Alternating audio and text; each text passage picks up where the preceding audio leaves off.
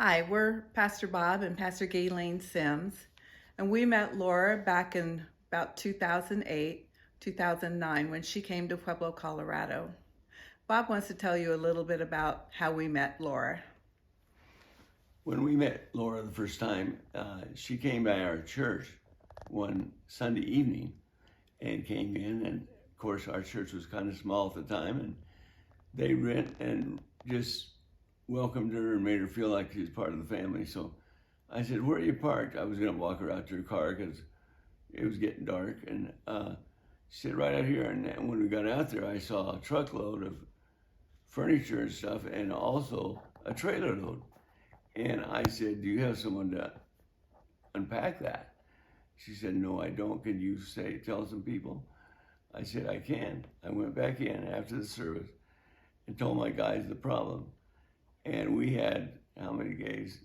Several. There were several men. Several men and maybe one or two girls, but anyway, counting Gaylene. But she never forgot that. We got her unloaded that night, and she went on and on about it. And she was an anchor at one of the television stations. Just knew she just was moving there, and so she also had two young men that were boys. They were 16. They were in 8th grade and 9th grade, I believe. 8th and 9th grade, but anyway, so we met them, and we kind of hit it off with them, and after being together several times, she got a offer for another job. When Laura decided to take the job in Amarillo, she was really conflicted because her boys didn't want to change schools. They were juniors and seniors at South High School. And she came to Bob and I with that confliction and talked to us about it. And she asked Bob if he would be their Uncle Bob, that if he would watch over the boys while she was gone. And of course, she would come home whenever she could. But that relationship really grew with Bob taking Cheston and Dustin under his wing and just trying to be there for them. And that has been a lasting connection between us and the boys. About 3 weeks ago, Laura called us and said that she had heard that Bob was on hospice, and we talked for a good half hour over the phone. And then she said to us that she'd like to come and visit us. She said that Ken had a plane and wondered if they might be able to fly out that day and come and visit us.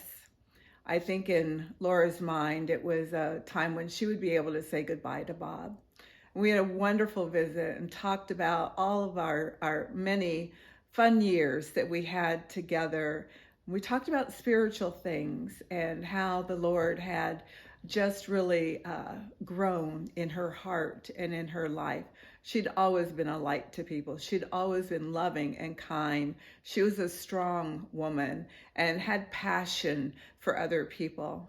But she really was talking about how the Lord was just really working in her life and how much she loved him. And we reminisced a lot about times gone by and times when we had exchanged jewelry. The piece that I'm wearing today is a piece that Laura gave me, and I had given her a piece of mine.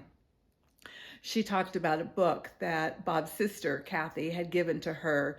It was a pocket full of promises, and she said that she took it everywhere that she went. People meant something to Laura. They had a lasting impact in her life, and that's the kind of person that she was. She loved people, and it wasn't a fleeting moment for her. It was part of her lifetime. And so because of that, we just wanted to say how much we love Laura.